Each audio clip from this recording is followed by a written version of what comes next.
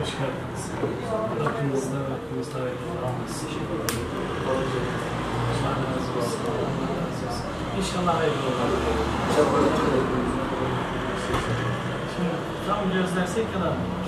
Alabiliyoruz. Duymuşuz. Aynen öyle. Çok da vakıf değiliz. Aynen öyle.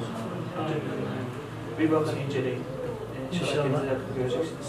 İnşallah. Türkiye'nin bu partiye ihtiyacı olduğunu düşünüyoruz. Çünkü bir beraberlik kardeşlik kazanır, şimdi bedelli olmuş. Bir olmuş. İslam merkezi alır. Maneviyat merkezi alır. 15 Temmuz'da Sahara'da olan şehitler ölmüştük.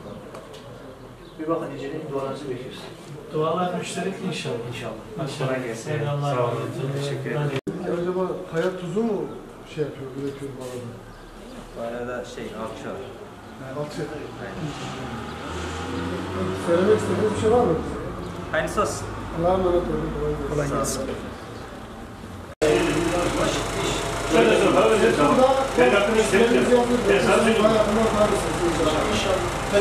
Bize söyleyecek bir şey var.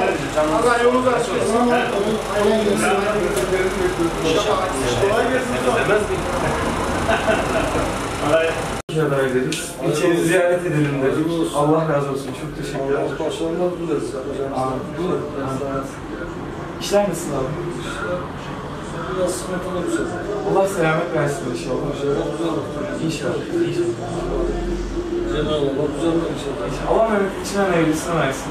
Desteklerinizi, dualarınızı bekliyoruz inşallah. Hayırlı olsun. Sağ olun. Çok teşekkürler. Allah razı olsun. Sağ olun.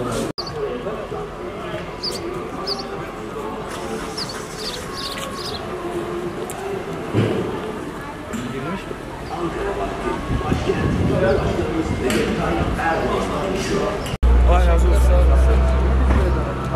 Eyvallah. Allah'a emanet, hayırlı işler olsun. Eyvallah. Hayırlı işler olsun. Amca nasılsın? Hoş geldin. Teşekkür ederim. Hoş geldin Eylül'cüğüm. Allah size de razı olsun. Nasılsınız? Hoş geldiniz. İyi inşallah. Hoş geldiniz kardeş. İyi gidiyor Allah'a şükür. Türkiye siyasetine ciddi bir katkı sunan PKK ve FETÖ'ye karşı ciddi bedele verilmiş. Dua bekliyoruz. Kolay gelsin.